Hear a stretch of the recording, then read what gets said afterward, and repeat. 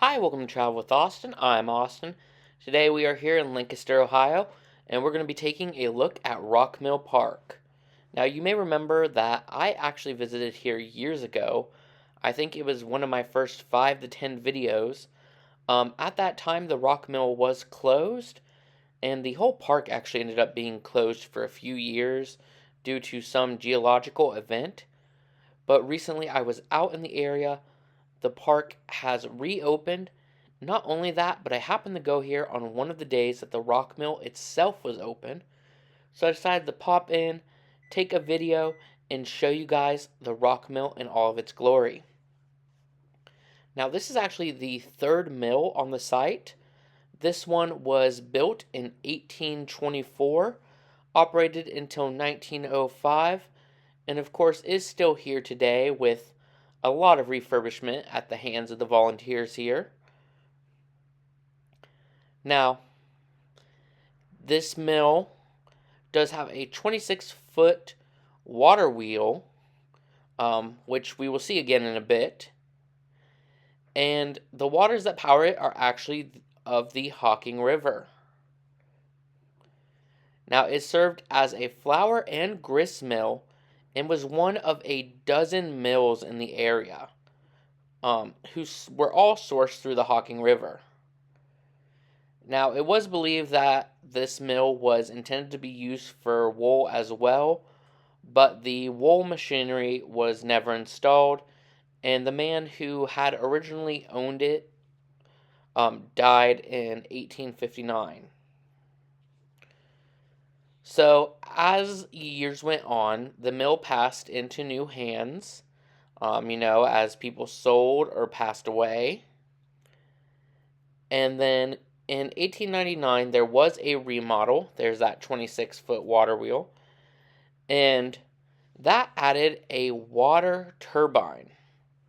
However, that didn't work well, and just 2 years later, they changed the power to steam. Rock Mill stayed in operation until 1905, and then for several years sat abandoned. So if you actually go online, you can find some pictures to see what terrible condition it was in, and you can see exactly how much remodeling they had to put into this. Now, in 1994, a man called Steebleton bought the property, and he owned it until 2003. Now, he wanted to restore this, and he did do some work, such as pouring concrete footers, installing a massive steel beam to prevent the mill from falling into the gorge down below. But it was really hard to save something like this. It's a lot for one man to undertake, and of course, it costs a lot of money. So,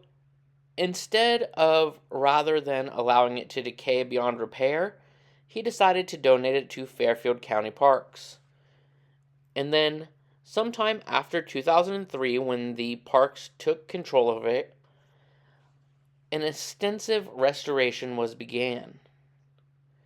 They found many artifacts from when it was first built, original millstones, and put up new siding, wood windows, shutters, and replaced beams that were rotting.